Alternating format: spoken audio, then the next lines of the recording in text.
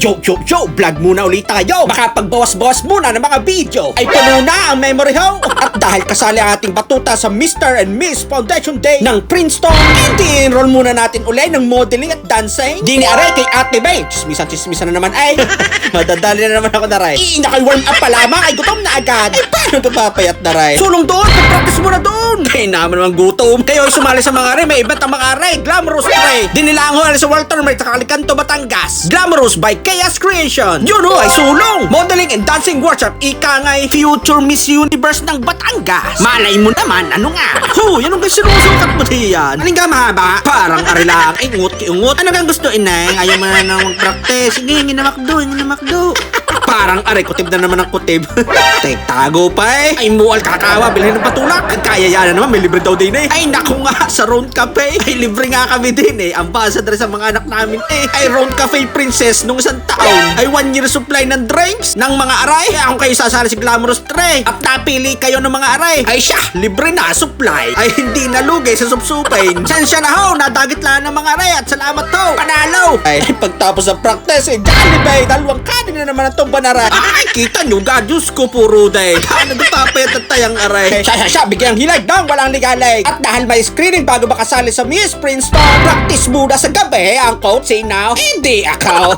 Sa uluhe ang sasabihin, baka mo tal-eh. Kita nyo ga, para lana ka, ay na cornic. Siya, ayusay, kailangan ipak. Ay sa gabi mga audition, kailangan niya talaga na rin. Ay hindi ko na naman kaya rin, baka makamumukhang ispasol. Yun o, game Riley. At dahil ako ang coach ay hindi lugay, panalo ay tuwang-tuwa, batuta ay pasok ay. At dahil ginalingan mo, ayan ang reward mo. Kahusay, tuwa ay sa CEO sa February 25. At parada mga aray sa February 23. Siya panoorin. At naka-float pa nga ho mga aray. Muna kaganda eh, manang-mana sa daddy. Oo, ang naganda eh. Siya, marami pa tayong gagawin. Gagawa pa tayo ng sticker at saka ng mga t-shirt. Magdi-deliver pa tayo. Sa mga hindi nakakaalam, ay ako'y nagti-t-shirt saka nag-i-sticker na garna eh. Kung kayo magpapagawa, PM lang ho. Kita nyo ga, kilala nyo kayo si Barurot ang Toyota Batangas. Nakakaabot din naman eh kung saan natin gawa. Ay siya, salamat alamang ho sa mga nagkilik at nagtiwala. At pagtapos na rin, dali, tayo may atin ng pangkasal. Konting musik lamang ay kailangan din magpapugi ano. Para kahit bahita ay mukhang paldaw.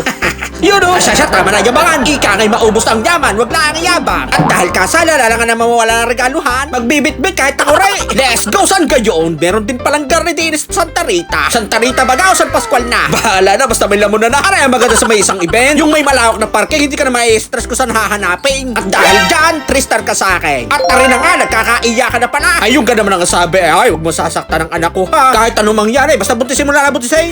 Sabay gayon, tragis. Ay, sa laking aray, 3 anak agad pare. Joke lang ha. Congrats sa inyong dalawa. Kaya na naman kayo na. Siyempre may sabog aray. Pagkasalang Batangas ay kailangan 150. Ay hindi makakakuha ng bawang garnay. At dahil makapasal na yun no.